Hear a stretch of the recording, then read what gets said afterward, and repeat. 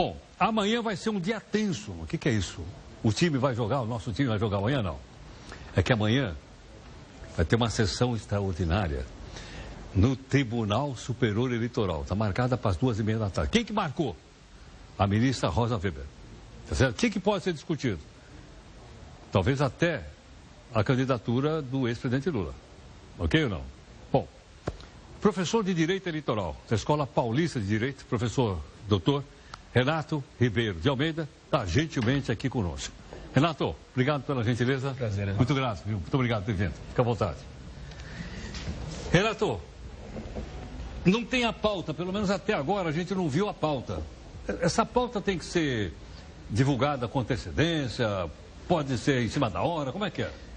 Geralmente é divulgada com antecedência. Já foi agora, pelo que eu fui informado, foi divulgado já a pauta a respeito da sessão extraordinária de amanhã. Embora seja muito esquisito, né? O senhor bem colocou, é extraordinário. Sei, tudo bem, mas o que eles vão discutir na sessão extraordinária? Alguns registros de candidatura. Então, são alguns registros, entre eles o registro do ex-presidente da República, Luiz Inácio Lula da Silva. O TSE já aceitou o registro de alguns? Vai começar a julgar. Existe um procedimento. Dia 15 de agosto foi a data limite para que se fizesse o registro de candidatura. A partir daí começam-se os trabalhos. 7 dias para impugnação. O ex-presidente teve várias impugnações do próprio Ministério Público, de outros candidatos, de outros partidos, etc. E agora é pendente de julgamento, desde que hoje seja feita a defesa. Hoje será feita a defesa por parte de seus advogados, defendendo que o ex-presidente estaria elegível e não inelegível, como suscitou aqueles que o impugnaram. Então o prazo para a defesa é hoje? É hoje à noite. Até meia-noite? Até as 23 horas e 59 minutos. 23 horas e 59. Chegar atrasado, então? Chegar atrasado é um risco. É o dia a dia do direito eleitoral. Os prazos são sempre muito corridos. Entendo. Então já houve pedido de impugnação, é a defesa. E quem é que vai julgar isso? Quem julga é o plenário do TSE. Coube ao ministro Luiz Roberto Barroso a relatoria. Então, ele faz o relatório daquilo que julga as razões, faz o relatório e faz a minuta da decisão dele. Essa decisão ela pode ser acompanhada pelos demais ministros ou pode ser que haja divergência. Quantos ministros compõem o TSE? 7 ministros. 7 ministros. Então, tem o relator. Obviamente, o relator vota de acordo com o parecer dele, não é isso? Exatamente. E aí você tem mais 6 votos. 6 votos e também o voto da presidente do TSE, hoje a presidente. Entendo. O voto dela é o desempatador, caso haja 3... Desempatador. A gente lembra bastante do caso Dilma Temer, que era o presidente, o então presidente do TSE, Gilmar Mendes. Então, ele que desempatou a decisão, ficou 4-3. Bom, caso não seja julgado amanhã, quem não for julgado amanhã, entre eles o Lula, ele pode estar na propaganda eleitoral no sábado? Sim, a propaganda eleitoral começa em todo o Brasil sábado, então provavelmente os programas já estão até feitos. Como é que funciona isso? É liberado uma mídia para as geradoras, para as emissoras, e elas obrigatoriamente transmitem aquilo que está colocado no horário eleitoral para todo o Brasil, no caso de uma candidatura presidencial.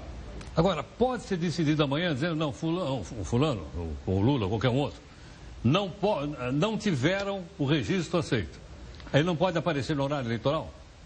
Ou ele pode aparecer subjúdice? Ele pode aparecer subjúdice. Pode? É uma questão aí que eles estão querendo. Teve até um partido que fez esse questionamento, mas, ao meu entender, ele está recolhido na condição de preso.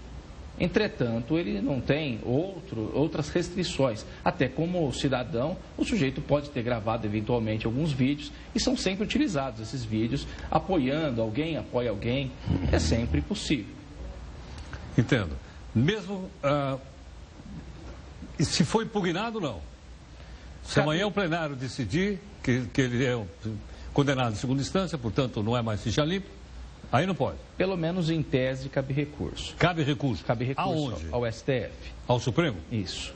E daí tem muito pano para manga. Não é um caso, Heródoto, eu sempre digo aos alunos, a todo mundo que pergunta sobre isso.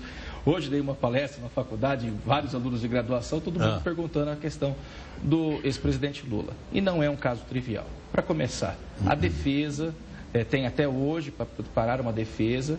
Fiquei sabendo que são 220 páginas de defesa. 220 páginas? 20 páginas, mais de 300 páginas de pareceres de nomes consagrados. Por exemplo? Direito, André Ramos Tavares, professor titular da USP, Fábio Conder Comparado, professor emérito da USP, e o doutor Marcelo Peregrino, que foi juiz do TRE de Santa Catarina, já passou pelo Poder Judiciário, e é um dos grandes estudiosos sobre as questões das convenções sobre direitos humanos. Tem até livro publicado nesse sentido.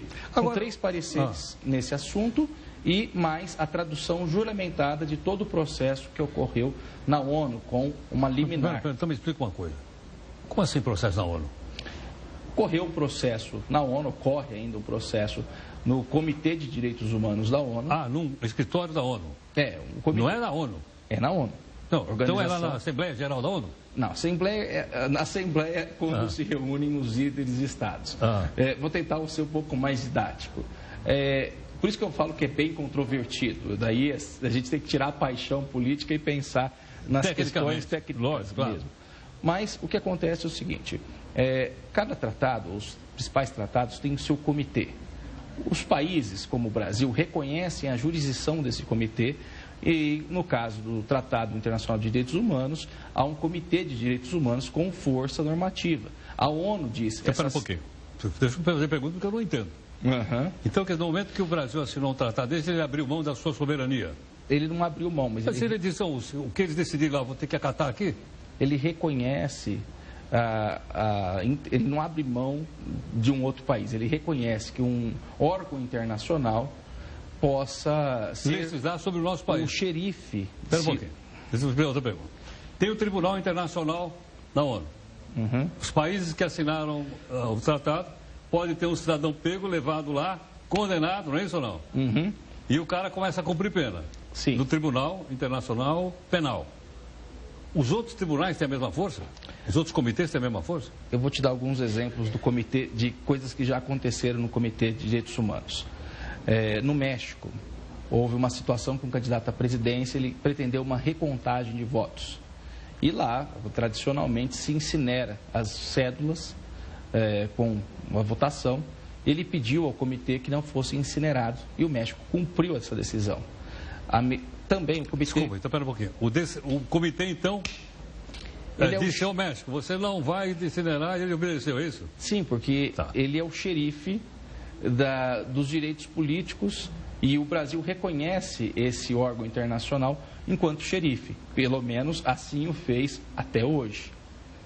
Então volto a perguntar de novo. Bom, então eu abri mão de parte da minha soberania, porque houve uma decisão internacional e eu vou ter que acatar. É bem complicado falar. Não abre mão da soberania, você reconhece que existe um órgão internacional. Sem dúvida. Que decide por mim. Não, que decide em questões que eu estou cometendo algum tipo de ilegalidade. Isso é a defesa dele que diz. Lógico, sem dúvida. Mas aqui, para eu fica complicado para eu entender.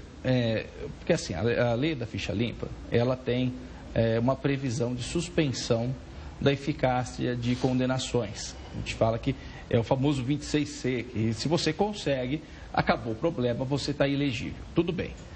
Acontece que o Lula não conseguiu, os tribunais brasileiros, isso, mas correu um processo no Comitê de Direitos Humanos da ONU, em que há uma decisão liminar para isso. E ela tutela direitos humanos, tanto os políticos como outros. Tem situações, como nas Filipinas, o sujeito chegou na ONU condenado à pena de morte. Daí, conseguiu uma liminar para que não fosse morto, porque não adiantava nada discutir o processo e ressuscitar o sujeito depois, se ele fosse morto.